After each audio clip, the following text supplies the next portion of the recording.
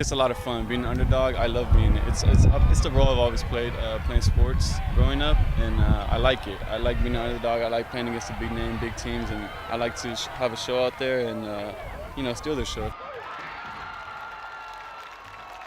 Hey folks, Mr. Bowtie here. Keep banging home that subscribe button on your screen so that way you can stay up to date on all the great high school and local sports coverage not found anywhere else. In the words of the great Bill Paxton, if you won't do it for me, then do it for your country. Thank you so much and enjoy the show.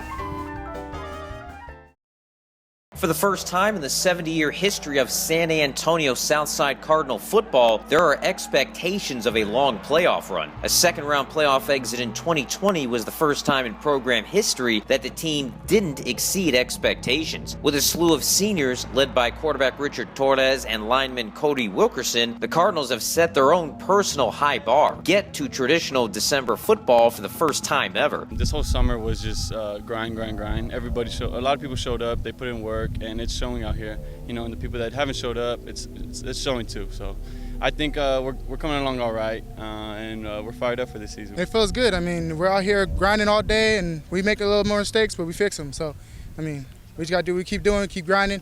Nothing's going to stop us from doing what we did last year. How do you handle the pressure of being really the face of a program that really didn't have a face for 65 years? Honestly, it's a lot of fun. Being an underdog, I love being it. It's the role I've always played, playing sports growing up, and I like it. I like being an underdog. I like playing against the big name, big teams, and I like to have a show out there and steal their show. What used to be a pipe dream to win a playoff game, both say winning only 1 or 2 playoff games in a year isn't good enough anymore. We just keep grinding. I mean, nothing's going to stop us. Yeah, we're way up there, but we're going to keep doing what we do, and that's win, and nothing's going to stop us. What has Coach Locke done that's been able to turn this program around to where now it's a winning program instead of just hoping to win? He's a great coach. I mean, he helps us understand plays. If we don't understand, he tells us what we need to fix, and we fix them. We know without an offensive line, the quarterback's useless. How have you been working with your offensive line to get them better, and how have they been working with you to get you better? I feel like I've tried to talk with them a little bit, just to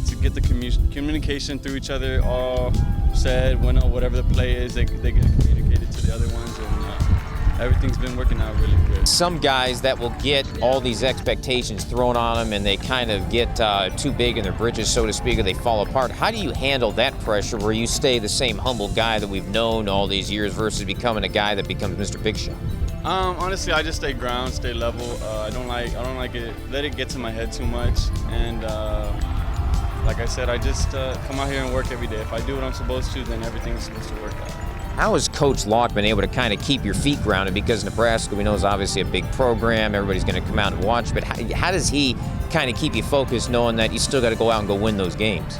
Like I said, I kind of just make sure I stay mentally here. I always communicate with my team. I hang out with them all the time. I stay local, and I just keep it like that. I like it like that. So when my time comes to leave, then I'll be ready.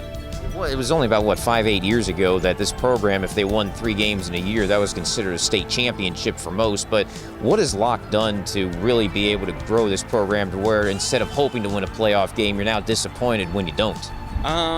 He kind of just turned the philosophy around here a lot. Before he got here, it was just, you win a couple games, that's good enough. With him, every win, it's either a good win or a bad win for him, and he always wants the good wins, and yeah, really. So he really turned it around here. He expects a lot from us, and I like playing under him.